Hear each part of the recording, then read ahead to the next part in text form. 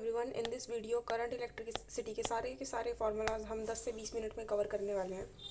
क्योंकि ये थोड़ा बड़ा चैप्टर है तो मे बी हो सकता है इसमें 20 मिनट लग जाएं।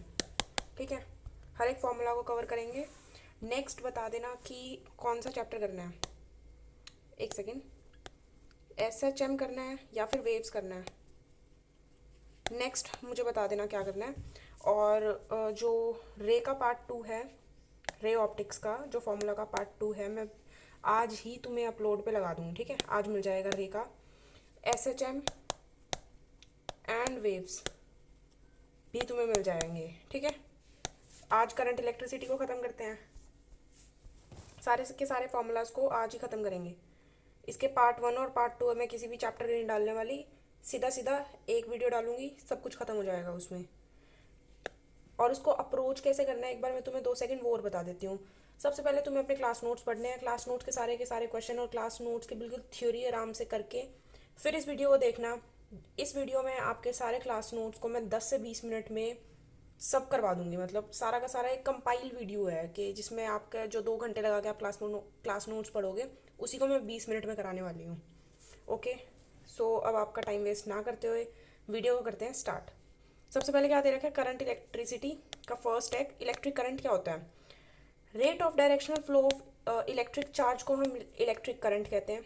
ये एक स्केलर क्वांटिटी है, moves in the direction of positive charge and unit होती है इसकी एम्पियर। डायमेंशन होता है ए से लिखते हैं इसे। ठीक है, electric current at time t and in time t. At time t को क्या कहेंगे? इंस्टेंटेनियस।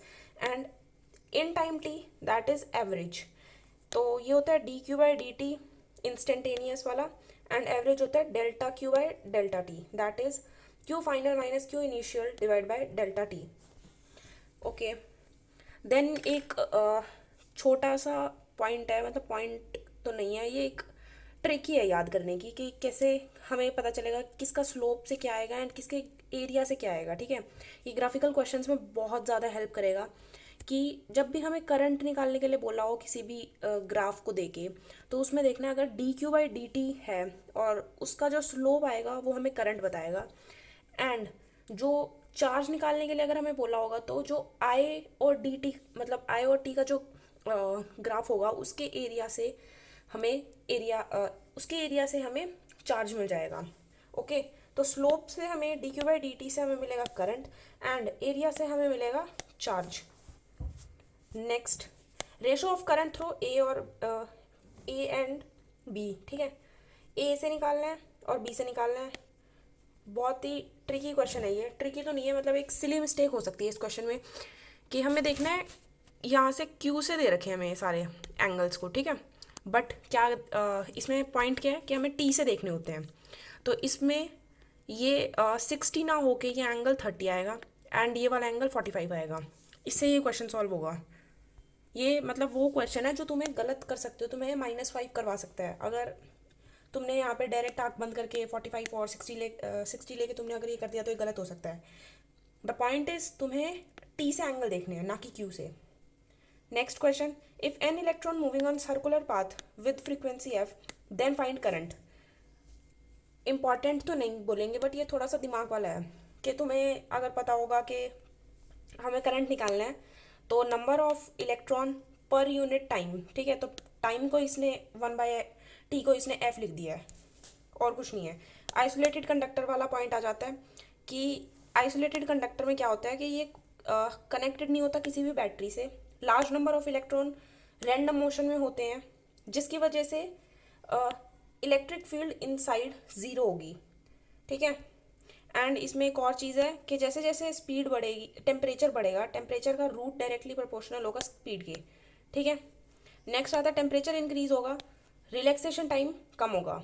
ठीक है, और रिलैक्सेशन टाइम क्या होता है? Average time between 2 collisions. Next, battery connected to conductor.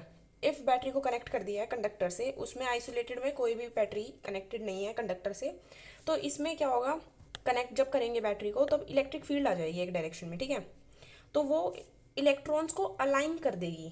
ठीक है, जो रैंडम फ्लो हो रहा था जिसकी वजह से इलेक्ट्रिक फील्ड ज़ीरो हो रही थी वो नहीं होगी, अब एक अलाइनमेंट हो जाएगी इलेक्ट्रॉन्स की। तो अब इसमें थोड़े से फॉर्मूलाज हैं। एक तो ये याद कर लेना, करंट का फॉर्मूला जो भी होता है, तो मैंने इसको वीना से याद किया था, VDENA। तो वी ड्रिफ्ट वेलोसिटी है ये, ENA, वीना से याद किया था मैंने इसको, ठीक है। VD क्या होता है, यहाँ से देखो तुम, ए निकाल लिया हमने, एक्सेलरेशन की हमने यहाँ से फाइंड कर दिया कि QE/m होती है एक्सेलरेशन, और इस एक्सेलरेशन को हमने यहाँ पे पुट कर दिया है सीधा सीधा, एंड यहाँ से हमारी ड्रिफ्ट वेलोसिटी क्या आ गई है, E टाउ m, ठीक है।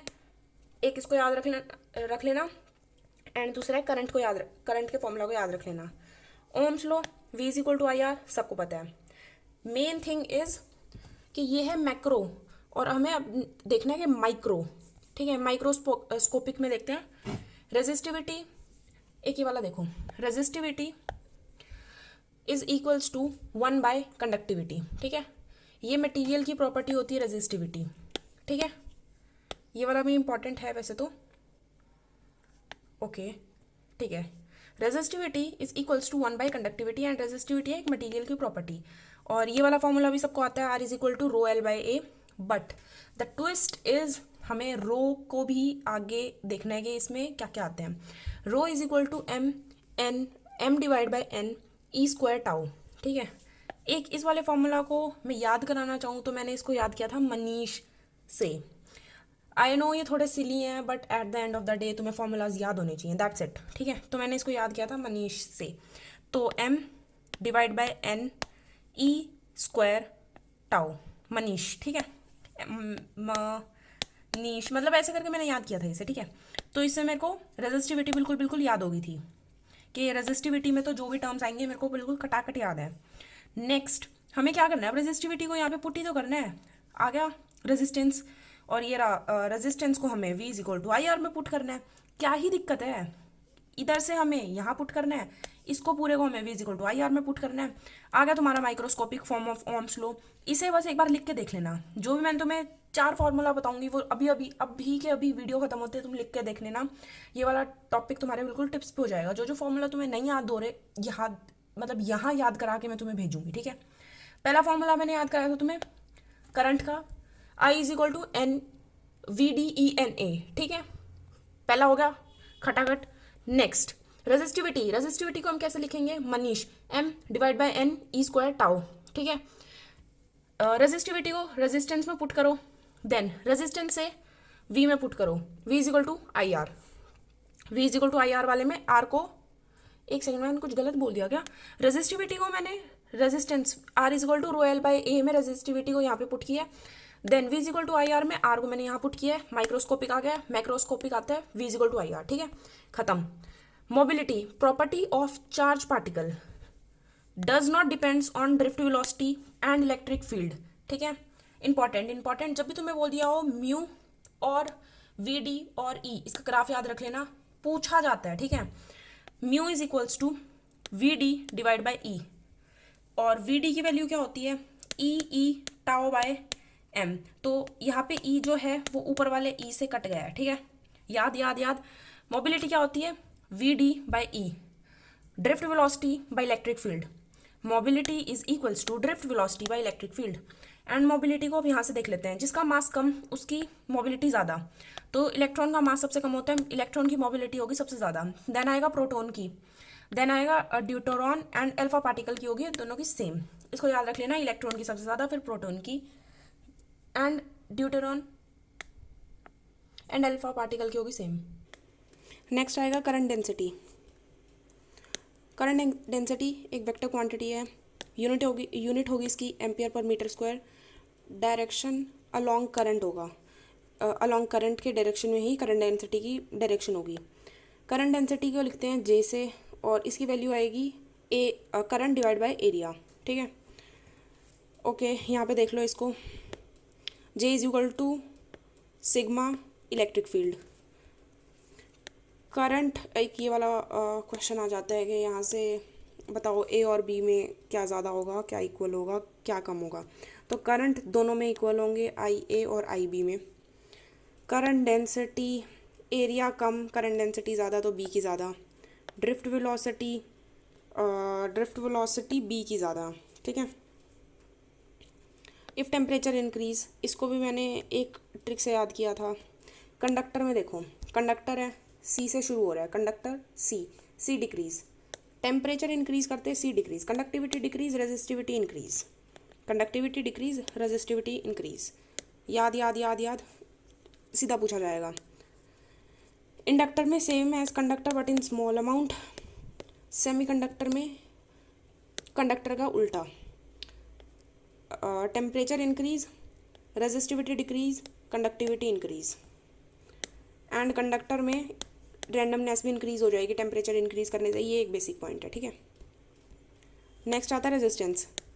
रेजिस्टेंस डिपेंड करेगा एल और ए पे, ठीक है। इफ़ एरिया ए कांस्टेंट है, r is directly proportional to l, R1 divide by R2 is equal to L1 divide by L2। और ये अगर तुम्हारा परसेंटेज वाला कोई भी क्वेश्चन आता है या चेंज वाला कोई भी क्वेश्चन आता है, ये देख लेना यहाँ पे।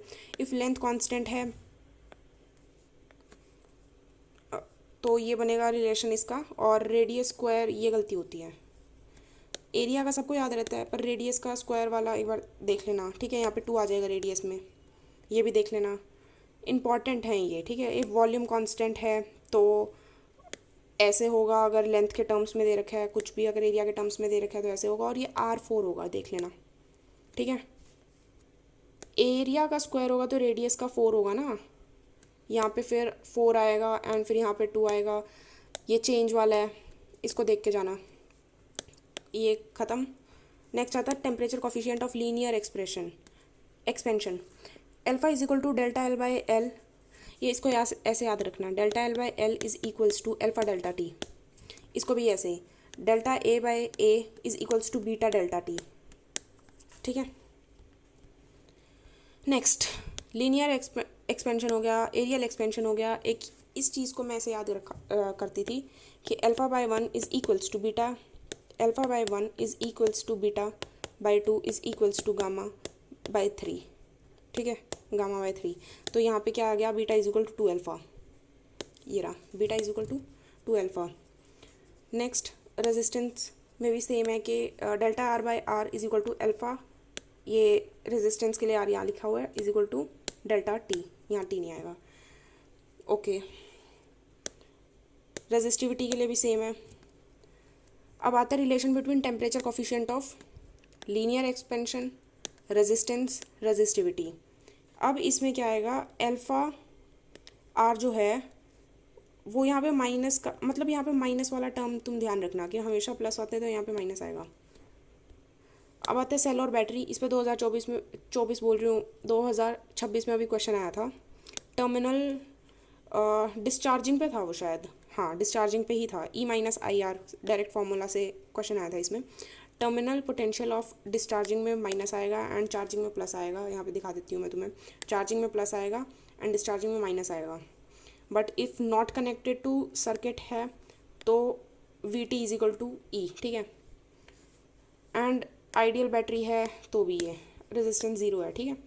तो ये मतलब दोनों में ये है कि नॉट कनेक्टेड इन सर्किट है तो भी सेम, एंड इफ़ R 0 है तो भी सेम, ठीक है। डिस्चार्जिंग ऑफ बैटरी ये करा दिया, ऊपर के चार्जिंग में प्लस आएगा एंड डिस्चार्जिंग में माइनस आएगा।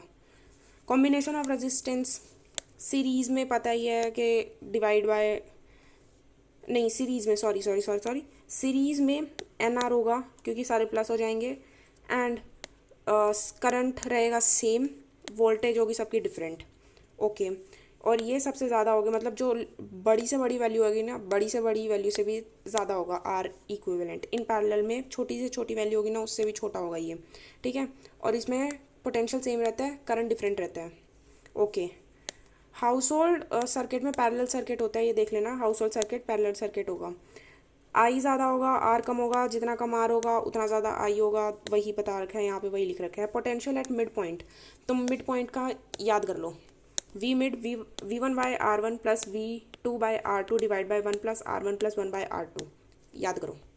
Combination of cell, series combination of cell, ये भी सेम, E नेट आ जाएगा E1 plus E2 plus E3, 3 cell हैं यहाँ पे, और R नेट आ जाएगा R1 plus R2 by R3 क्योंकि ये सारे के सारे हैं सीरीज़ में, ओके।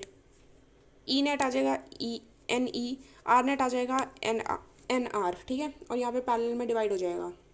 भाई ये बहुत पूछा जाता है तुमसे, जो सबसे ज़्यादा क्वेश्चन पूछे जाएंगे ये पूछे जाएंगे।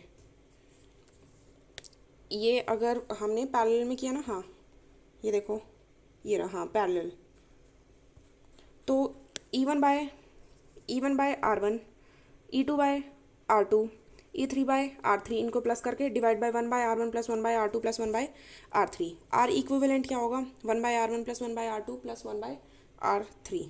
वी ए बी, अगर वी निकालना है तो इनको डिवाइड कर दो, ई इक्विवेलेंट को आर इक्विवेलेंट से, ठीक है, 1/r इक्विवेलेंट से, ठीक है। अब there are N identical cell in parallel, E same रहेगा बट आर इक्विवेलेंट एन से कम हो जाएगा, मतलब आर डिवाइड बाय एन हो जाएगा। मिक्स्ड कॉम्बिनेशन दे रखा है कि एन नंबर ऑफ सीरीज़ में है एंड एम टाइम्स वो पैरेलल में है, मतलब वो सीरीज। ओके, तो मैं बता रही थी कि if this N times connected in series and वही N time connected in series जब एक पैरेलल में कनेक्ट हो एम टाइम्स, तो इसका फॉर्मूला बनता है करंट का NME divide by MR plus NR, ठीक है। देख लेना इसको एक बार। नेक्स्ट आएगा, हमें पूछा हुआ है कि करंट को कैसे निकालना है, तो डेल्टा V बाय R, इसमें भी सेम है, ठीक है। Find potential drop across R1 and R2, सीधा निकाल देंगे यहाँ से, ये इजी क्वेश्चन है, हो जाएगा। पोटेंशियल एट जंक्शन क्वेश्चन है ये एक, और इसमें बस यही ध्यान रखना है कि -10 दिया हुआ है यहाँ पे, -10 डिवाइड बाई 2 होगा, ना कि +10। यहाँ आएगा 20/2 एंड यहाँ आएगा 10/5 और डिवाइड बाई 1/10, 1/2, 1/5। नेक्स्ट है व्हीटस्टोन ब्रिज, जिसमें Vx is equals to Vy होगा, यहाँ से कोई भी करंट नहीं जाएगा और पोटेंशियल यहाँ पे सेम होगा, एंड ये तभी होगा जब R1 divide by R3 equal होगा R2 डिवाइड बाय R4 के। नेक्स्ट आएगा पावर एक स्केलर है, स्केलर क्वांटिटी है, यूनिट होगी इसकी वॉट, और एनर्जी को लिखेंगे, पावर होती है एनर्जी डिवाइड बाय टाइम, तो एनर्जी को लिखेंगे पावर इनटू टाइम। अब आता है पावर इनटू टाइम, एनर्जी है, एनर्जी को हीट भी लिख सकते हैं, I²RT, ठीक है। यहाँ से V पावर लिख देंगे VI, और I²R भी लिख सकते हैं और V²/R भी लिख सकते हैं। Joules law of heating effect, power loss, तो वही है, पावर इनटू टाइम को एनर्जी लिखा था, और वहीं से हम हीट को भी लिख सकते हैं। I²RT, इसको V²/RT भी लिख सकते हैं, VIT भी लिख सकते हैं, और H को हम ऐसे भी रिलेट कर सकते हैं MS डेल्टा थीटा से। Maximum power theorem, power is equal to E² divide by R plus small r², internal resistance है बेसिकली ये, और ऊपर आ जाएगा R, ठीक है। तो power drop will be maximum when R is equals to small r, and power max कितनी होगी, E² डिवाइड बाय 4R। याद रखना है, क्वेश्चन बहुत बार आता है, E² divide bye 4R। Power max R1 R2 यहाँ पे है, एंड ये पावर मैक्स कहाँ पे होगी, जहाँ पे small r is equals to capital R होगा, और मैक्सिमम में क्या आएगा, E² divide bye 4R capital R, ठीक है। Next, if power drop is same in both R1 and R2, then relation between R1 R2 and R, तो इसका रिलेशन ये बनता है, small r is equal to root R1 R2। If time taken to boil same amount of water when connected in series में time plus हो जाएगा, parallel में टाइम ऐसे डिवाइड करके प्लस होगा, 1/t is equal to 1/t1 plus 1/t2, ठीक है। Series में डायरेक्ट खटाखट प्लस। बल्ब प्योर रेजिस्टेंस है, इसको रेजिस्टेंस मान के क्वेश्चन सॉल्व करने हैं। R बल्ब क्या होगा, V² divide by P power rated, ठीक है। ये 2026 का क्वेश्चन है, ठीक है। इसमें है कंज्यूम्ड पावर पूछी हुई थी उसमें भी, एंड V रेटेड दिया हुआ था और P रेटेड दिया हुआ था, और सप्लाइड पावर दी हुई थी, सप्लाइड वोल्टेज दी हुई थी, सॉरी पावर कंज्यूम्ड पूछी थी, सप्लाई कितनी की है और रेटेड डिवाइड कर देंगे इससे और इसका आएगा स्क्वायर और यहाँ पे आएगा पावर रेटेड मल्टीप्लाई कर देंगे। ये वाला फॉर्मूला याद कर लेना बिल्कुल कि V supplied divide by V rated का whole square into power rated क्या आएगा, सप्लाई डिवाइड बाय रेटेड।